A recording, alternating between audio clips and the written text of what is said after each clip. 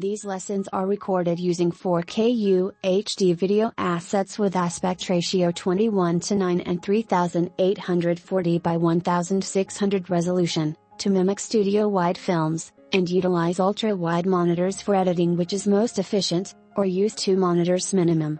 You can use your own media with any resolution when following these lessons.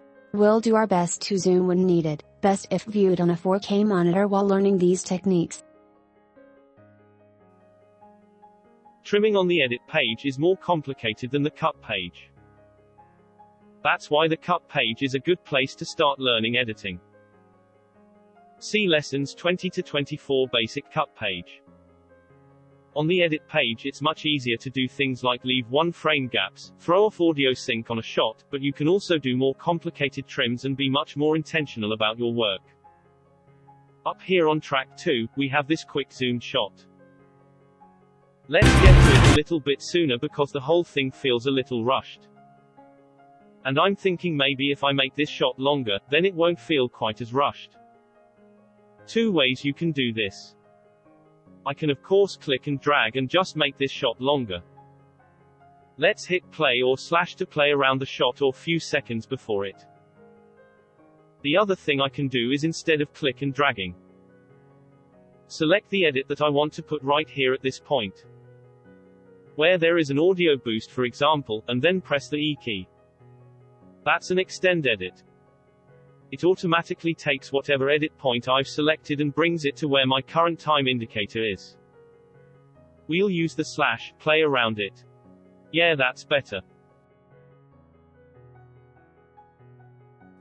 In fact, I'll use the P to get a better look at it.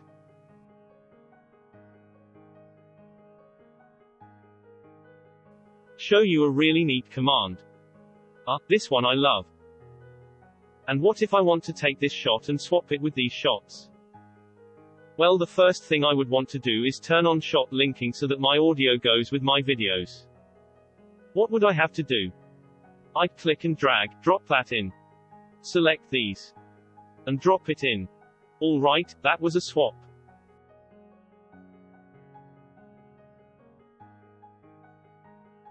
Now let's do it the modern way. Which is, you can use a keyboard combination of Shift, Control and then period button.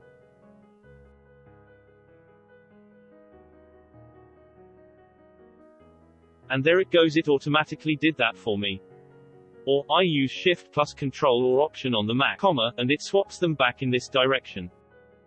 Now it gets a little more complicated if I don't have linking turned on. And I've lost my full audio for the second clip. It overwrote some audio, not all. So it's not reliable if you don't have linking turned on.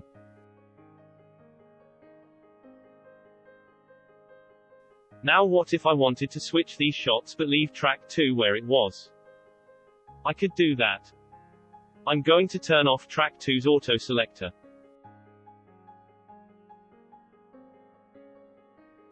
If I turn that off, what I'm telling it is operations that I'm targeting on tracks ignore those operations.